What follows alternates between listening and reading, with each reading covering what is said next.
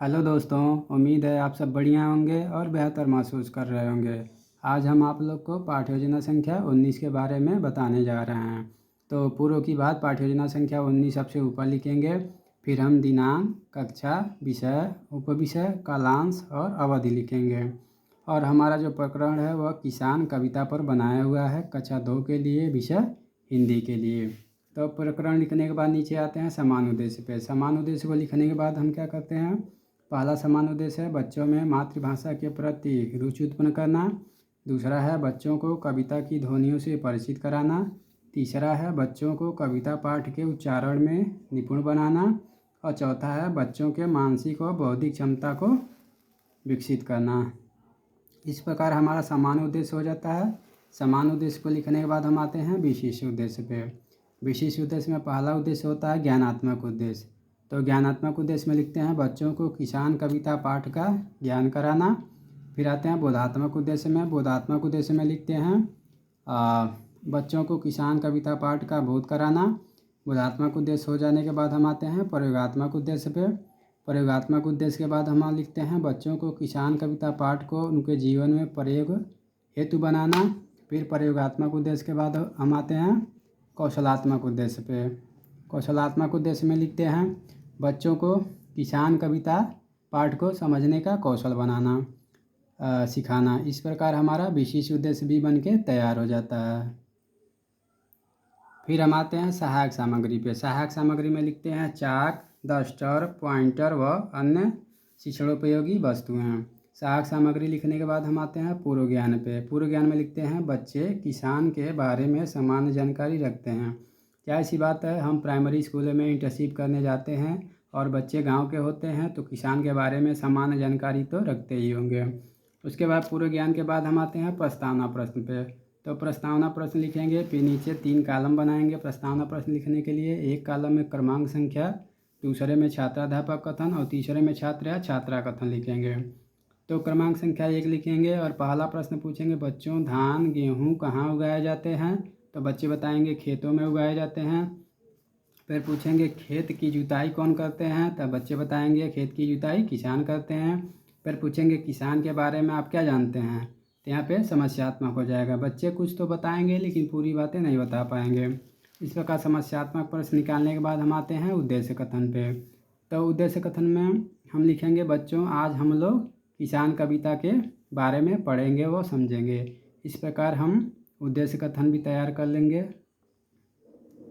उद्देश्य कथन के बाद हम आते हैं प्रस्तुतिकरण पे। तो प्रस्तुतिकरण के लिए सबसे पहले 3 कॉलम बनाएंगे। एक कॉलम में शिक्षण बिंदु, दूसरे कॉलम में छात्राध्यापक कथन, तीसरे में छात्र या छात्रा कथन लिखेंगे।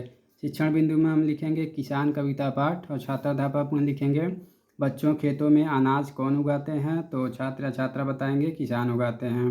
फिर पूछेंगे किसान के बारे में आप क्या जानते हैं। तो यहाँ पे छात्र थोड़ी बहुत बातें बताएंगे, नहीं तो मौन हो जाएंगे।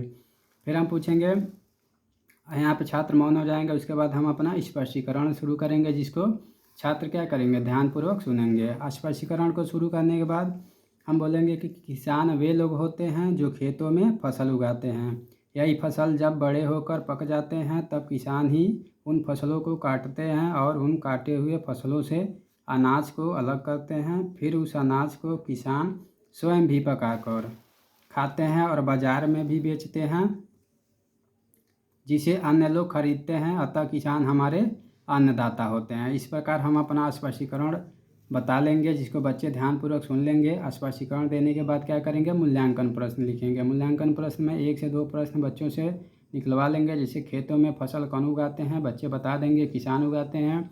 हमें फसल कौन बेचते हैं, तो हम बता देंगे बच्चे किसान बेचते हैं।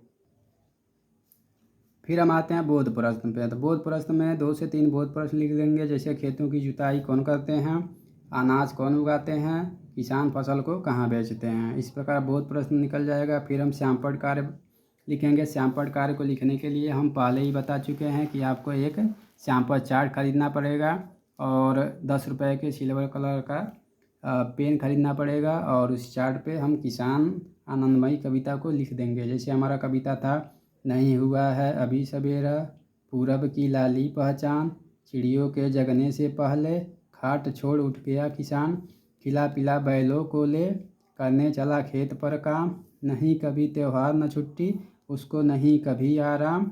गरम गरम लू चलती सनसन, धरती जलती तवे समान। तवे भी करता काम खेत पर, बिना किए आराम किसान। बादल गरज रहे गड़गड़, बिजली चमक रही चमचम। मूसलाधार बरसता पानी, जरा न रुकता लेता दम। हाथ पांव ठिठुर जाते हैं, घर से बाहर निकले कौन।